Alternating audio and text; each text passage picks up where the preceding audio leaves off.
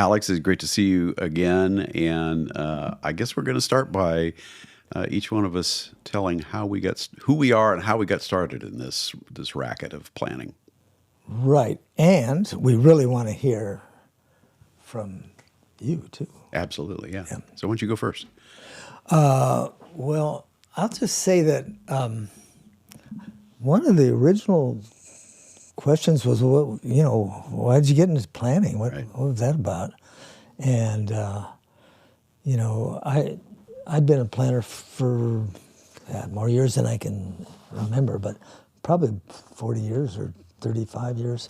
And frankly, it's a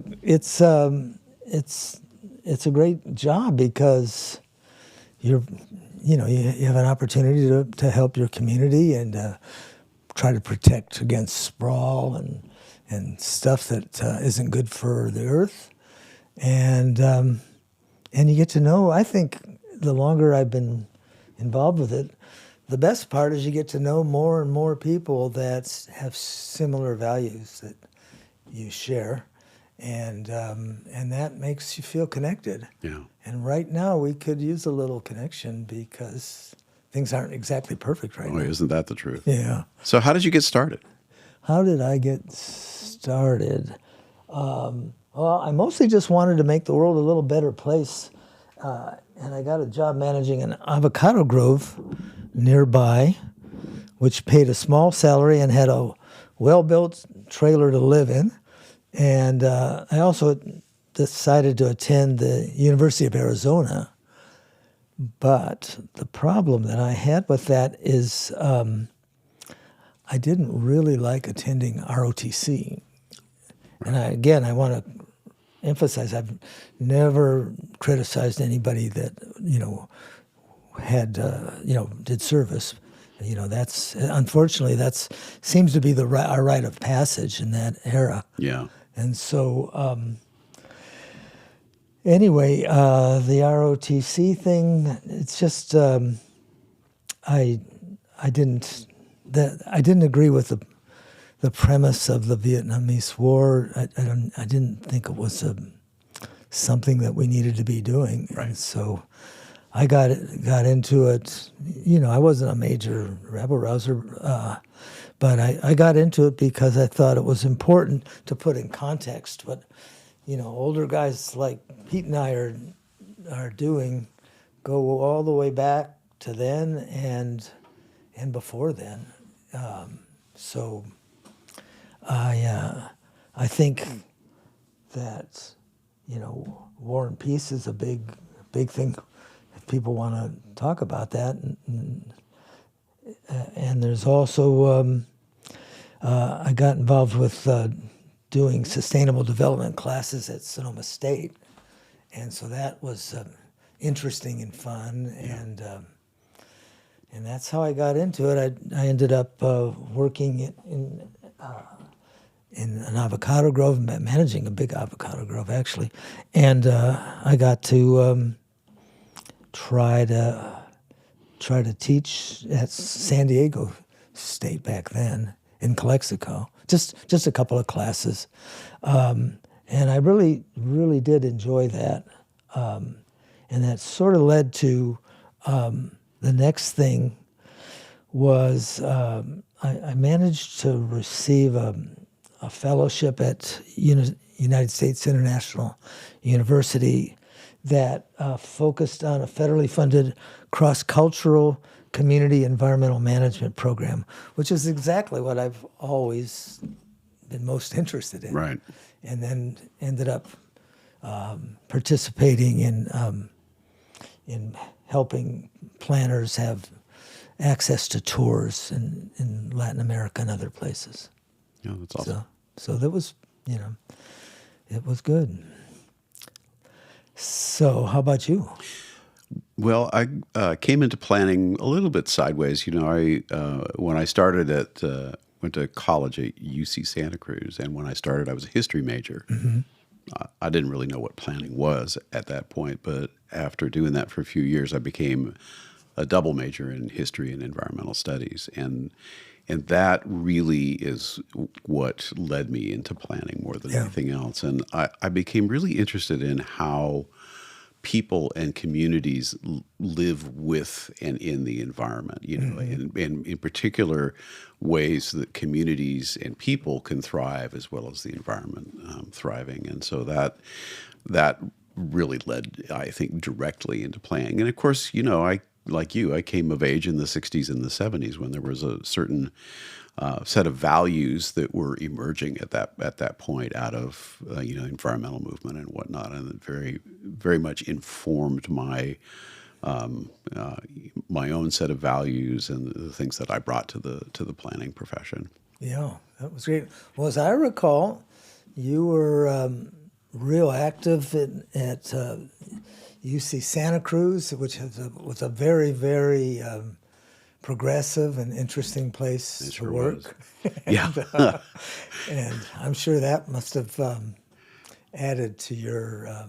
Well, absolutely. I mean, I was a Experience. kind of a bumpkin from Turlock, California when I landed in Santa Cruz, and it was the last few years of the Vietnam War, and so that was very much an active thing on campus. And I ended up getting arrested in a demonstration at one point, and it was a real turning point for me as well. But after I got out of school, I did a little bit of transportation planning work with a council of governments out in the Central Valley, and I didn't like that very much. But then ended up actually returning to Santa Cruz and getting a job with the county there. Good. It turned out to be pretty interesting.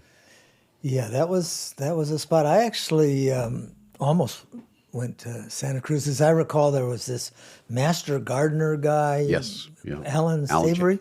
Chadwick. Alan Chadwick, excuse me. Yeah. And it was nice to, again, we eat and we sleep, and there's lots of things people do together that you can learn from when you get to go to a good university and talk with other people who've thought a lot about the same types of issues. Yeah. Well, both of us worked predominantly, I think, in our planning careers in counties as opposed to cities. We worked for California counties, and I think that's to me, it's a really different kind of activity than city planning, and I'd like to hear what your thoughts are on it, but it always felt to me, particularly once I got into APA, that the county planning was kind of the poor stepchild of real planning in cities and urban areas and whatnot. But I think it's just what drew me to it was kind of the same sense of values and needing to live in the environment, kind of blending the kind of the sociological piece of it and the built environment piece of it with the natural environment piece of it. Because, I was the planning director in Sonoma County, for a number of years, and you were here in Marin County, and part of our job was resource protection, Right. and not only that, and I think particularly so. Up in Sonoma County, we had resource extraction issues going on. There was timber interests, there were mining interests and whatnot. So you have to juggle all those things, and so it's a more diverse set of issues, I think, that you need to deal with. Definitely a lot more environmental planning types of things in counties. So what was your take on that? What was your experience with county planning as opposed to other kinds? I need to be careful. No, you don't. If you're looking for the racetrack at the edge of a community, Right. it was more likely to have been allowed by the county than the urban planners. I think I'm 100% with you on we should be we should be part of the ecosystem and recognize it and try to develop in a way that allows for addressing the big issues of the day. Right. That's how I looked at planning, and I very much always worked for a rural area, largely because I wanted to live in the rural areas too. So yeah, I'm with you on that, 100%. I also really am interested in cross-cultural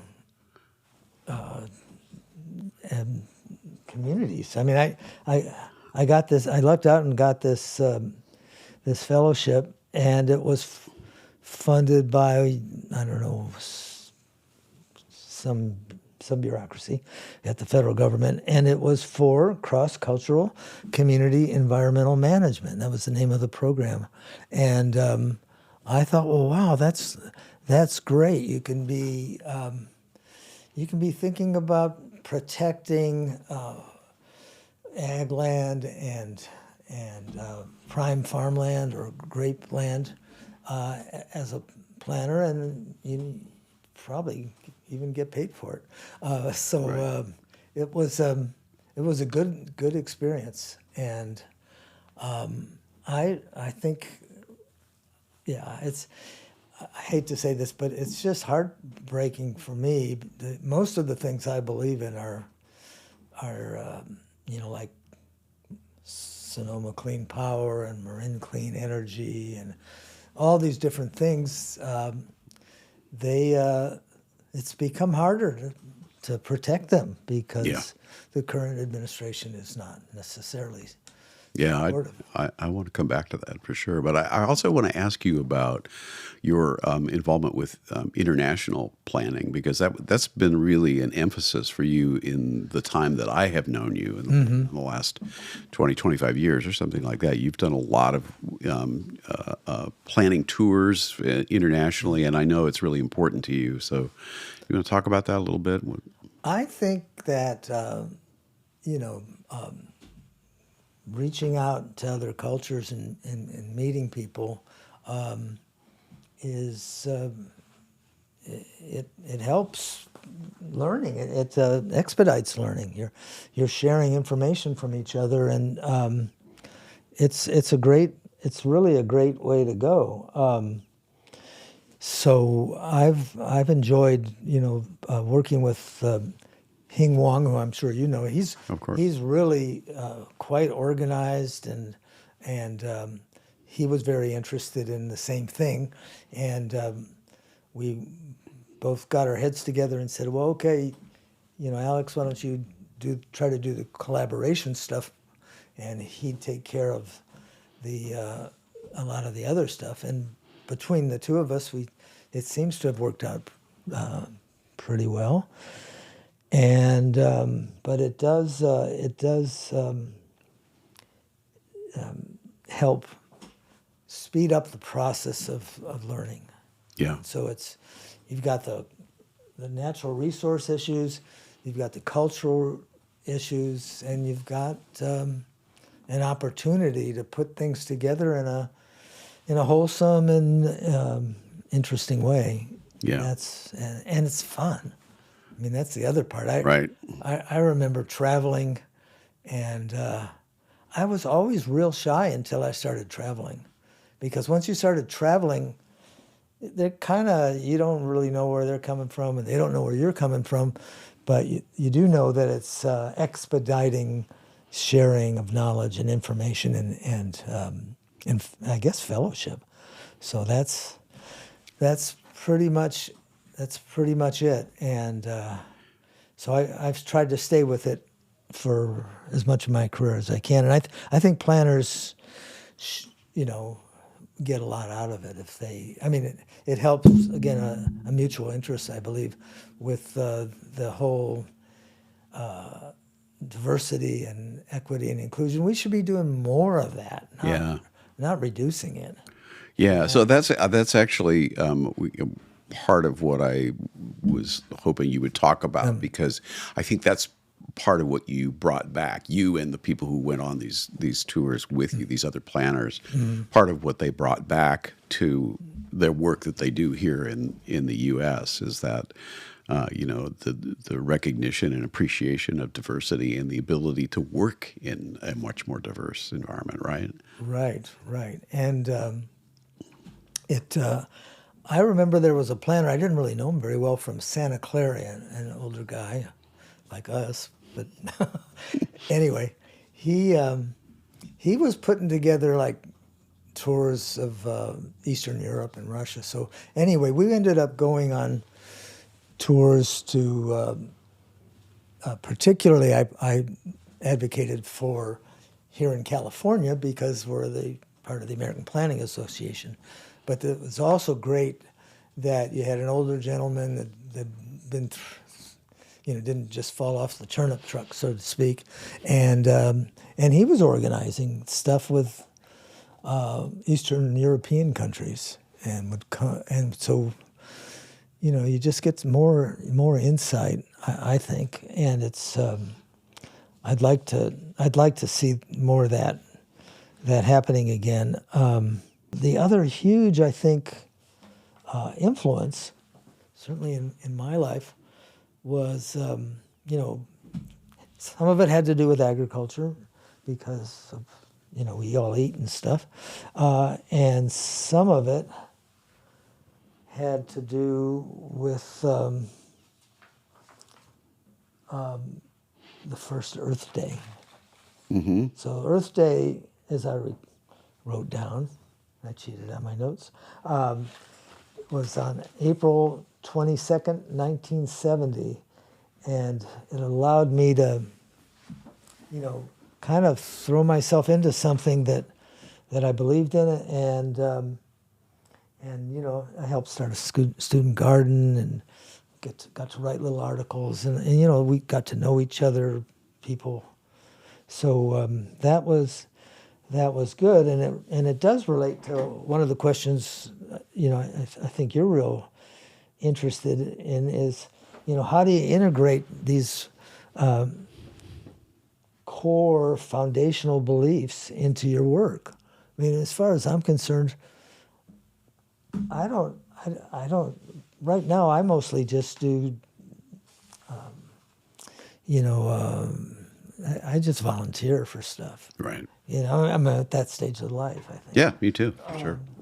So it was great to have that opportunity. I guess what I'm trying to say is I believe that you and I share a lot of core beliefs that are foundational and integrated into our planning work. As I've gotten to know you and what you were doing in both Sonoma and then I'm sorry, not Sonoma, but Santa Cruz, and then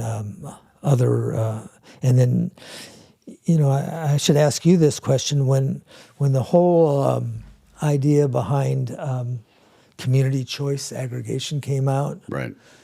I don't know about you, but I didn't see too many of my brethren going up and getting approval to do that, because they thought, well, what, why are you doing that? We're planners, and instead, it really turns out that it had a lot to do with greenhouse gases and resilience and protecting ecosystems, and that to me was really the best part of my career. Yeah. Yeah, it didn't show up that much for me, Mm-hmm. partly because it wasn't until after I retired as a planning director, the Sonoma County Mm-hmm. started its community choice aggregation process down there. And, I helped out a bit. I did a little bit of work after my retirement with the Climate Protection Authority in Sonoma County. And, Right. and clearly the community choice aggregation part of it was very important. But as I'm sure you remember, when you and I got started in the planning world, 40 plus years ago, climate change was not on the horizon at all. And it's been one of the huge changes, it seems to Right. me, despite the, efforts of the current federal government. It is clearly something that everybody has to grapple with, and people are grappling with it, regardless of what the federal government says. I mean, certainly the counties that you and I worked in were really important in that regard. Yeah, and then swinging back to some of the urban planning issues, the whole kind of design ethic that emerged from Andres Duany and other people, and there's something called a charrette, which is another way to do planning. Right. And in many ways, it turned out to be more efficient because you got everybody together, and in a week or two's time, you were able to accomplish what often otherwise would have taken a whole lot longer. Yeah, absolutely. I was interested in what you were talking about in terms of the people who had sort of given you a hand up and helped you out in your career, and you mentioned a couple of folks there, and it's kind of amusing, I suppose, but my experience was almost the opposite of that.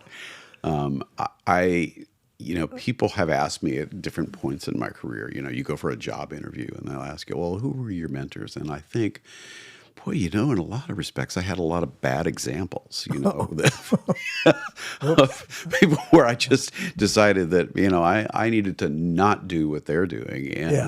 And I can recall a couple of pivotal moments after I had been working in the public agency, local government planning field for about 10 years. The planning director said to me one day, well, our job is to get out of the way.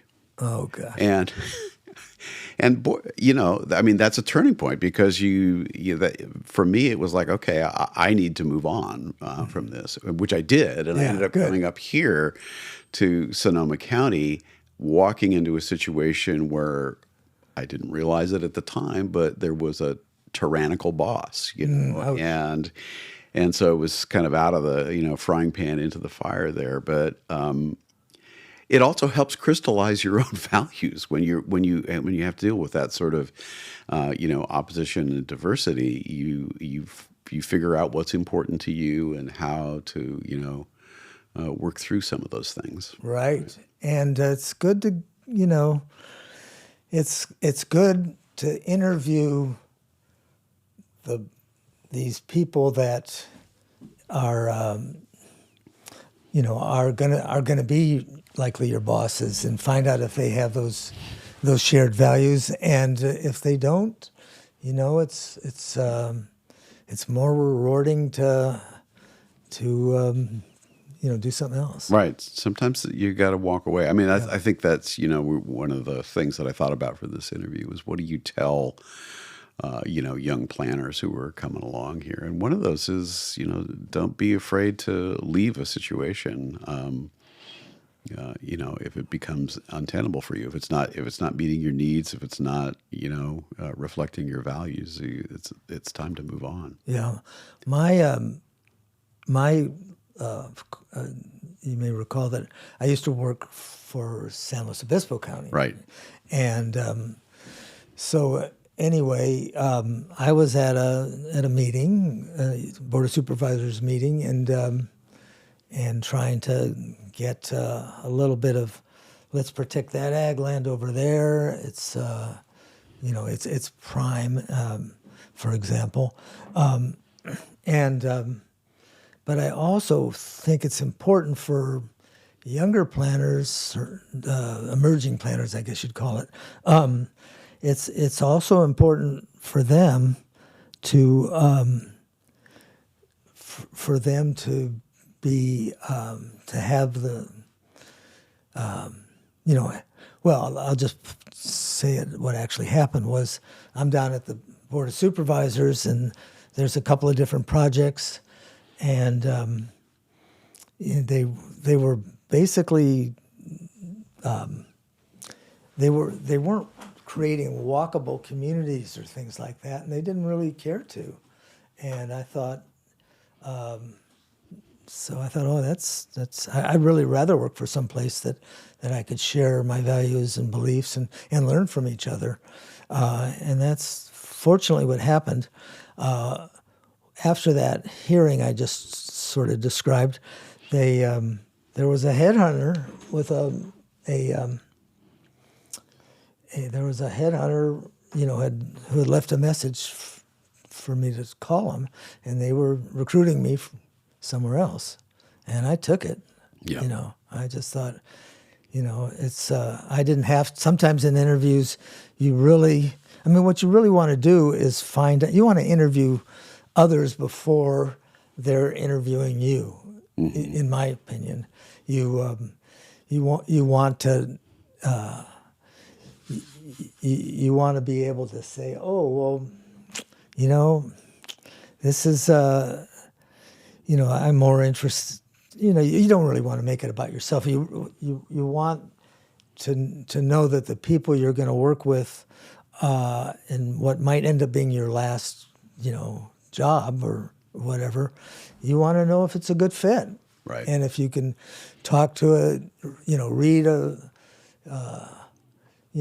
go to some of the meetings and do what I enjoyed doing, which I can't help, but I think. Well, yeah, you got to show off the work. Yeah, and I was always pretty bad at that, but I think taking a look at the general plan or a zoning ordinance and or a charrette. Show it to the camera over here. Yeah, I mean this is our both North Bay place, and so it's really good. I remember going up and with somebody from Unical. Was a nice guy, but I didn't really want to work for Unical with what I knew and what they, what I would have liked to have seen. So that was important to. Sometimes you go if you're a young, trying to get your first job or something, you talk to people and you find out from the staff, hey, can we get a look at your planning document or what do you what's. Tell me more about what your program is. So I think that's important. And once I started doing that, I pretty much got almost all the jobs I applied for. Right. So I want to go back to this Sustainable Marin document that you have there, because I know you're really proud of it. It's one of the things that you are really proud of in your planning career. Can you just tell us a little bit about it and why you think it's important? Well, because I think it's important to be able to integrate, if you can, art, culture. Hell, I got a whole chapter. You don't see too many of them in general plans before. Yeah, right. Right. You should be celebrating diversity, as I mentioned earlier, and it's important to. To get that, if you're not going to be happy in this new job, you don't need to take it. But it doesn't mean you always get everything exactly what you want. Oh, yeah. Right. But I like it because I think having great graphics and having great graphics and basically celebrating our differences and our and more importantly, what we can do together is good. So I basically oversaw, I guess, or maybe even a little more assertive than that. I oversaw, well, how can we make these things more interesting? Yeah. So I kind of came up with what I learned in high school, which was a journalism class, and I thought, let's portray this in, what are your desired outcomes? Why is it important? How will success be achieved?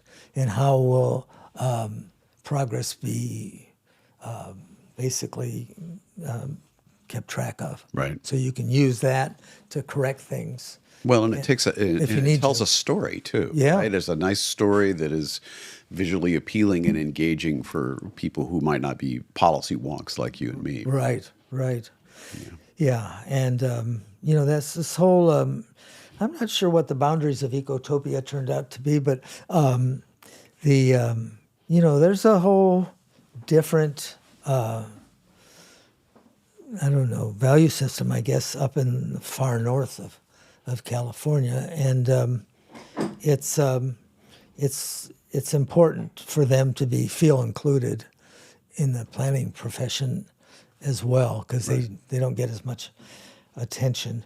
So anyway, I call this the coffee table edition of the plan, and unfortunately I got carried away and it got a little longer than I meant for it to be, but it's just so nice to hear, to have something written in a way, frankly, that was more of a almost like a magazine style, but not as tacky. Yeah. You know. Right. Right. So Yeah. No. It's really still a beautiful piece, and I think really engaging way to present land use planning in this context. One of the things that I wanted to touch on was how planning, both as the planning profession and kind of the environment that we plan in, has changed since you and I got into this field. And it seems to me that there's several things I think that are worth talking about here. One is just the diversity of our profession and the diversity of our communities that we're planning for. And that was a huge realization for me as I got into leadership roles with APA California, because you go to the conferences for APA and you see 1,000 or so planners, and a majority of them are non-white at this point. They're Right. people of color, so many women in the profession. And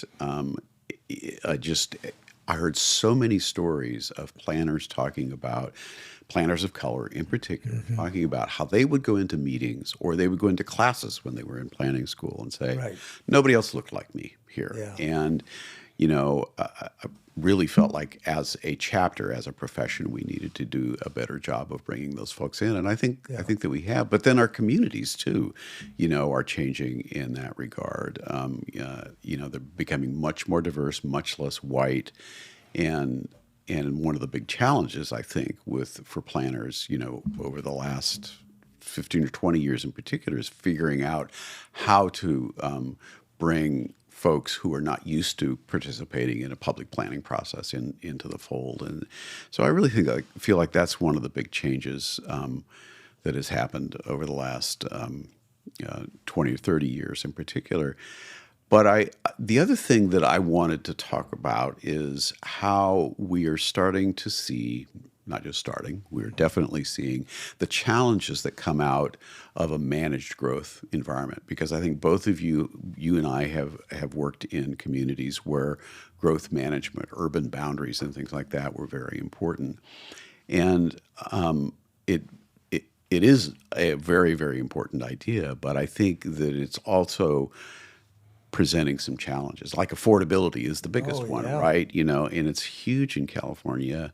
But then you think about the places where you and I have worked. I was in Santa Cruz County and Sonoma County. There's virtually unlimited demand for, moving into places like this. And so you've got to go up or you've got to go out, Yeah. if you're going to continue to grow. So I think it is really very, very challenging.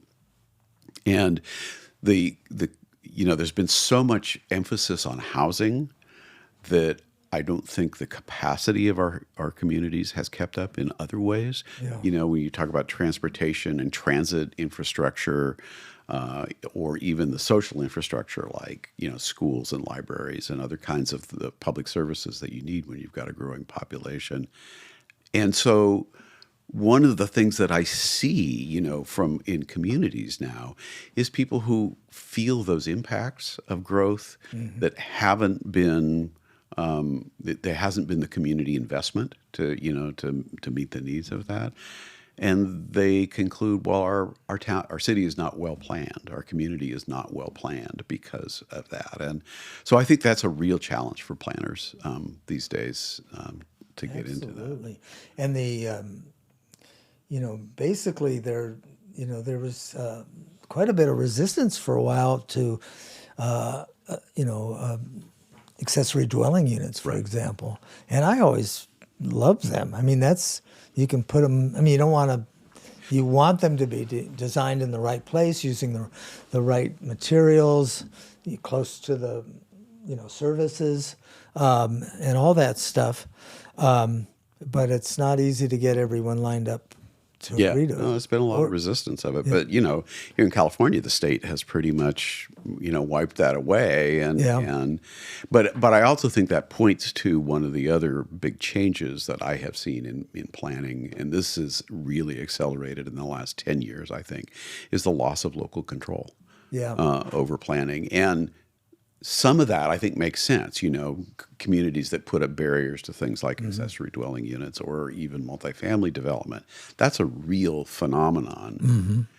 But people always like to talk about NIMBYs and whatnot, and there definitely are, some kind of unsavory motivations behind some of that. But part of that also is this community capacity issue that I was talking about, where people feel the squeeze of more people, more traffic congestion, and other kinds of things that just hasn't been addressed very well, and I think needs to.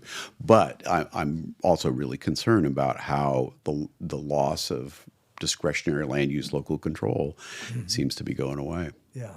Well, the whole by right movement Yeah. kind of grew out of that. And I think, getting back to the city versus county, I think the cities need, or ideally should, be a little more detail oriented than some of us planners in that, they're dealing with a lot of land, and there's an opportunity to really design more walkable communities that in a sense are healthy for people, and if they're designed right, and somebody's got a couple more houses in one spot than ideally you wanted, well, that's right. You can accommodate that. You can accommodate that, and the whole duplex movement and all that was good, but none of it. But sometimes people weren't necessarily putting good ideas in the right place, or using the right materials, or even didn't care that they were totally blocking their neighbor's view. Yeah. So there's a lot. That's, I think, in a way where emotional intelligence and comes into play, and being able to empathize with folks. Yeah, it takes a lot of emotional intelligence to be a good planner. Don't you I think it Yeah. does. Yeah. I mean, I'd always, when there'd be a hearing, and I knew enough by that period that one side was talking with one side and another side, and that you need to, in a way, reassure people that they're not being left out of the conversation. Right. And more town hall meetings and more outreach, I think, is really important. More channels. Yeah. So, I feel like we would be remiss if we didn't talk, or at least from my perspective, the threats that I think are facing planning right now. Oh my gosh. Yeah, right. I mean, I feel very strongly about this, as you know, and it's something that I have been communicating with APA organization about on a pretty regular basis for the last 6 months or so, and that's that the current federal regime, I think, poses an existential threat to not just to our communities and whatnot, but to the planning profession itself. Because if you move away from democracy and democratic governance, and if you move away from the rule of law, I don't think you can do community planning, in anything resembling the way that we have seen it done. And I think it's important for planners to make their voices heard about that. And I have been very disappointed that our professional organization, APA, has not stood up for that. And so, it's been an area where I have really been pushing them as well. But it's and we talk about the diversity of our communities and the need for inclusion and the need to bring more people into the conversation about how we plan. Well, given particularly the sort of perverse focus on anybody of color and immigration status these days, we already know that in communities, particularly communities with a large Latino population in California, they're not showing up for community meetings because they're afraid to go out, and that is a real problem. It's huge. And that's just one manifestation of it. And so I think this is a really interesting point in time in so many ways, in our country. But I think it's a really interesting point in time in our profession, and it's going to be real interesting to, 10 years from now, look back on this and see, well, this was a point in time. Did we speak up? Did we advocate for the kinds of values? It comes back to the values that we talked about at the beginning here. Did we advocate for those? Did we support those? Did we support other people in making those values a reality? And I don't know. It's really hard to know how that's going to turn out. Oh man, this it's out of control. Yeah. And I think we both know that the APA and the planning profession have their own bylaws and Sure, rules to go yeah. by. Right. Personally, I think active listening is really an important skill Right. for our planners, and being generous with praise. I mean, what bothers me in the political spectrum is that there's there's people that are that just don't feel heard, and personally, I in my notes I did write just a real short sentence about that that we want to be generous with praise. Yeah. Yeah, I think that's really important. And because I don't know about, I assume it was true for you in Sonoma County, but in Marin County, you'd get a bunch of people showing up at hearings, and they were always usually pretty well mannered and polite and everything, which was, I am going to say that they probably got more things approved than somebody else coming in and just hollering and Right. screaming. So. Well, we probably need to wrap up here. Yeah, A high sign from the man in the studio. Oh, So it's been great talking with you, Al. Thank you so much.